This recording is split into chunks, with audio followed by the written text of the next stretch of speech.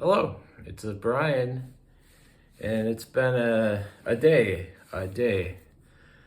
But here I am. I'm going to do a roundup of the releases that I bought this year that came out this year, whether they are new releases or reissues. So we're gonna do this. Start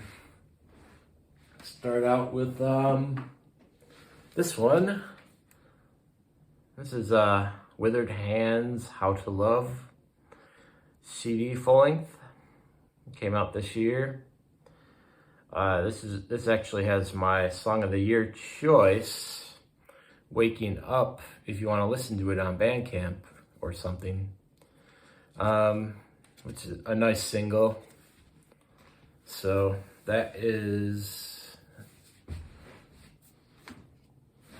And the next one I'll show off is the latest Wilco, Cousin. This is actually a pretty good album. I like it quite a bit. It's a little mid and not extreme, but I still really enjoy it. It's a good listen. A little electronic tinge. The cover's pretty cool. It looks tropical, and then there's ice as well, so it's good for any season. Well, I don't know if that's the point, but I like it. I like to listen to it. Can only talk about standouts. I'm not familiar with the album. I do like the opener, Infinite Surprise, even though it's a contradiction. I like 10 Dead, Evicted, Cousin, and I need to listen to the back end more, but those are just some standouts. And I bought this Kink compilation. The Kinks are one of my favorite bands. This is a good one. I like how it's arranged and how they have four halves with a theme. They have a long kind of statement for each of the halves of the CDs. It wouldn't exactly be LP size, but it's interesting and I want to check it out. Don't actually have all the tracks, so. And they did something that I'm kind of biased for. They did a lot of songs from Schoolboys and Disgrace on here, so that got me in. And I guess I'm a Swiftie. Did buy the Taylor's version of 1989. Actually, probably like the original better. It's the one Taylor Swift CD that I had before this. But I kind of wanted to compare them. But the bonus tracks on 1989 are really good, the Taylor's version. So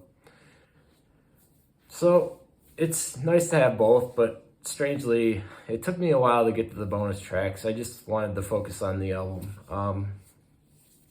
But it's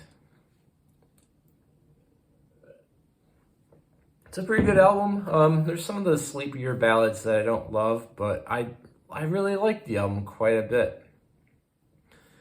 And the pop kind of soundscapes behind her. Why the original 1989 might be better than this one, because this one, it's kind of capitalized, oh, this is Taylor's version, but the original 1989 is a little cold and aloof, and so it's kind of a contradiction to do a Taylor's version, even though the bonus tracks are actually really good. I was surprised. It's like, okay, some of these are better than the album, so I was really surprised, so. And the last CD I'll show off is Quasi's Breaking the Balls of History. I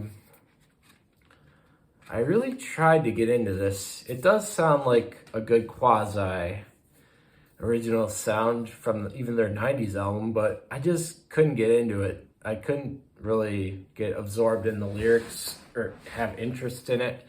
But it's still pretty good.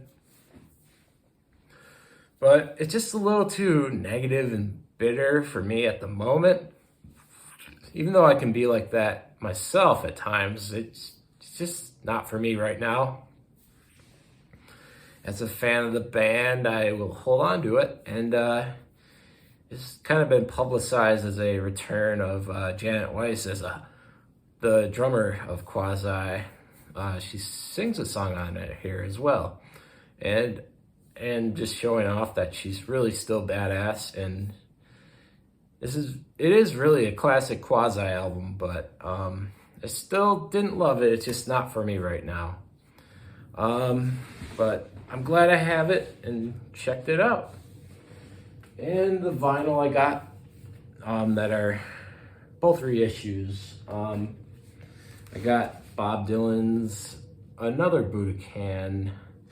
I don't actually have the original Budokan right now, but I've been wanting to hear it again, listen to it again, or listen to it for the first time. I don't know if I thoroughly listened to the first one, but I just had a craving kind of for this era of Bob Dylan because I just have kind of a love for the Street Legal album and the live Dylan albums from around this era, and even like the Christian album after this.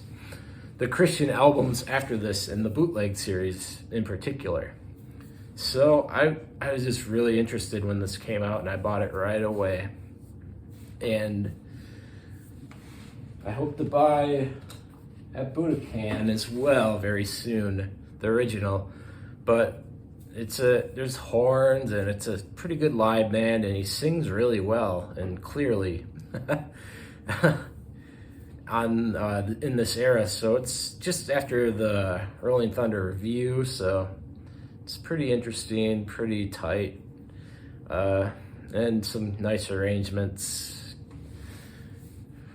horns, and it's pretty awesome. I really like Another Budokan at least. And the last thing that I got this year in the mail, it probably technically came out last year, but this is a reissue of the Vermont album, Calling Albany. Vermont is an offshoot of the Promise Ring, Maritime, before Maritime existed. And it's just a significant kind of local album to me, and it's kind of more low-key, acoustic, idiosyncratic guitar player in there, as well as Davey and Dan Didier, I can't say his name, drummer, keyboards. It's a very nice low-key album. I really like it a lot. Very happy to have it, and it sounds really good remastered on vinyl. So those were my 2013 music releases, a lot of reissues, some new releases, greatest hits, new versions of 2-disc greatest hits. And thank you for watching. All the best. Cheers.